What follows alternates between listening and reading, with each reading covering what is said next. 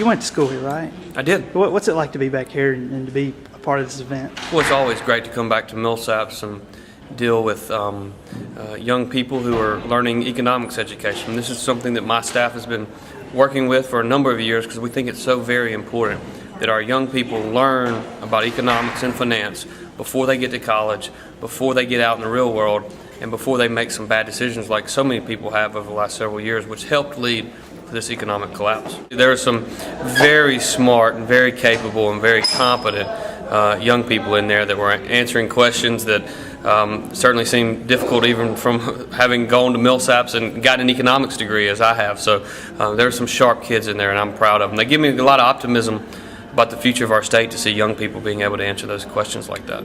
And this program, did they have something like this when you were their age, or? I never participated in it growing up, but I will tell you that I think that the concept of teaching teachers to teach economics in our classrooms is a great one because we've got to continue to spread the knowledge not only to just the kids that participated today, but to all of our kids throughout Mississippi because it's extremely important in today's world that we see that. I had two political questions. Just looking back over your career, what are you most proud of and your just highlights from being treasurer? Well, look, it's been a great opportunity for me to serve in the capacity as the state's chief financial officer over the last 7 years. When I was in school here, I never thought that I would even get into politics, much less be fortunate enough to get elected to a statewide office. I think that my most proud of moment is the fact that when I ran in 2003, I told the people that I would be the taxpayer's watchdog, and we've focused every day on doing exactly that.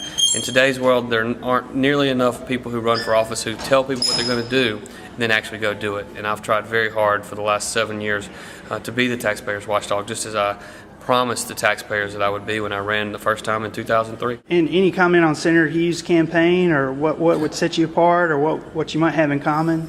Well, I will tell you, when I ran in 2003, there were 3 Republicans in the race, and the person who came in first in the primary was myself, and the guy who came in third endorsed me in the runoff. And the person who I beat in the runoff endorsed me in the general election. It's a major reason why I was able to be successful in that general election is because I had the support of both of the other candidates that were the original Republicans.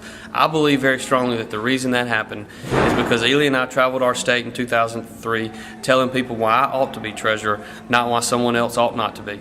So over the next 4 months of this campaign, we'll travel around Mississippi telling people why I ought to be lieutenant governor, not why someone else ought not to be.